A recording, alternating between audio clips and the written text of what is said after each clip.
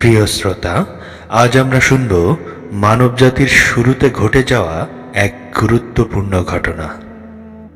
মানবজাতির প্রথম মানুষ হযরত আদম আলাইহিসসালামের যুগে সন্তানদের বিবাহ ব্যবস্থা কেমন ছিল এবং হাবিল কাবিলের ঘটনাটি কি শিক্ষা দেয়। মানব সৃষ্টির শুরুতে পৃথিবীতে ছিলেন শুধু আদম আলাইহিসসালাম এবং তার স্ত্রী হাওয়া আলাইহিসসালাম। তাদের থেকেই মানবজাতির বিস্তার শুরু হয়। আল্লাহ তাআলার হিকমতে হাওয়া আলাইহিসসালাম প্রত্যেকবার এক ছেলে ও এক মেয়ে এইভাবে যমজ সন্তান জন্ম দিতেন। তখনকার শরিয়াতে একটি বিশেষ নিয়ম ছিল, এক যমজের ভাই নিজের যমজ বোনকে বিয়ে করতে পারত না, বরং এক যমজের ছেলে অন্য যমজের মেয়েকে বিয়ে করত।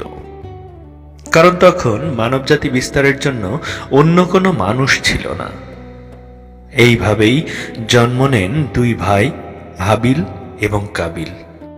রেওয়ায়েত অনুযায়ী কাবিলের যমজ বোন ছিল বেশি সুন্দরী।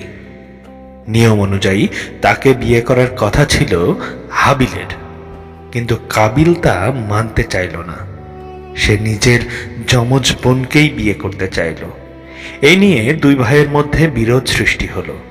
বিরোধ মেটাতে আদম আলাইহিসসালাম বললেন, তোমরা দুজন আল্লাহর উদ্দেশ্যে কোরবানি দাও।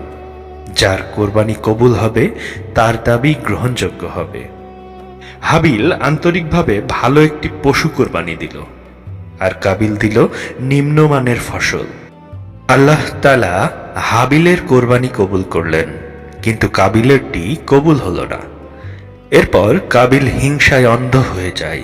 সে হাবিলকে হুমকি দেয়, আমি অবশ্যই তোমাকে হত্যা করব। হাবিল শান্তভাবে বলে, আল্লাহ তো মুত্তাকিদের কোরবানি কবুল করেন।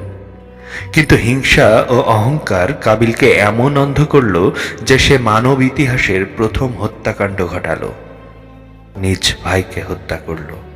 প্রিয় শ্রোতা, এই ঘটনা শুধু ইতিহাস নয়, এটি একটি শিক্ষা।